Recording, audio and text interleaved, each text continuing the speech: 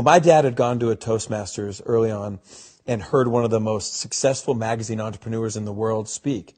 He comes back and tells me, I just had a chance to hear one of the most successful magazine entrepreneurs in the world speak. And he said, when are you taking your SAT? I said, I'm taking it next year.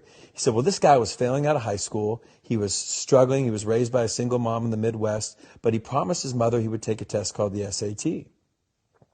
So he takes the SAT in May, his junior year, doesn't expect anything, gets his score back in June. Now, the SAT, which I don't know how many your population know, but it's a standardized test with a math part and a verbal part. Both are scored out of 800 points. Well, this guy takes it. He's bombing. He's failing out of school. He doesn't expect anything as he's telling the story at Toastmasters.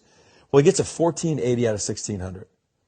So he's stunned, right? That would be for the smart people that listen to your podcast. Insane, yeah. Right, cognitive dissonance. I right? got a 900 on my SATs just Right. to give people a frame. Right, and I got a 10, 990, excuse me. and I got a 1010, right? I was just, hey, 4 digits. It was a miracle, right? But it's a hard test, and it's a variety of different things. So he gets the score, and his mother, doing what any mother would do, knowing her kid, says, did you cheat?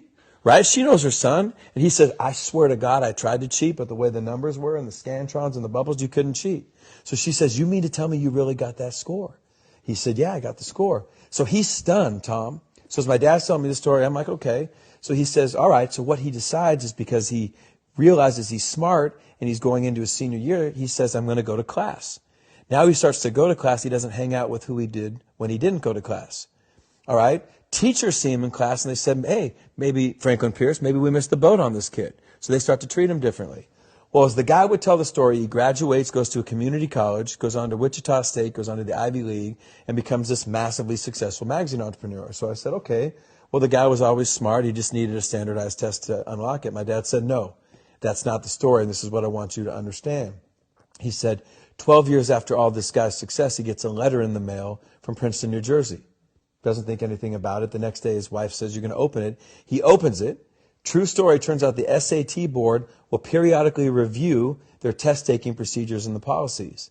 The year he took the test, he was one of 13 people sent the wrong SAT score. His actual score was a 740 out of 1,600. And he said, people think my whole life changed when I got the 1480. But what happened? My whole life changed when I started acting like a 1480. And what does a 1480 do? He goes to class. Well, this is one of the first stories I would share when I had my opportunity at Alabama or Florida State or Georgia. So A, your language is powerful, but number two, your behavior is way ahead of your success.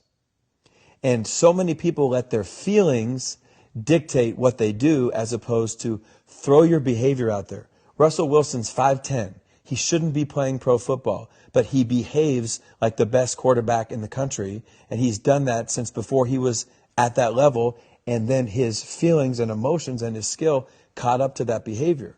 I think the lesson my dad was trying to teach me ultimately was, in addition to my language, what I do, not how I feel about my past, is going to determine who I am in the future.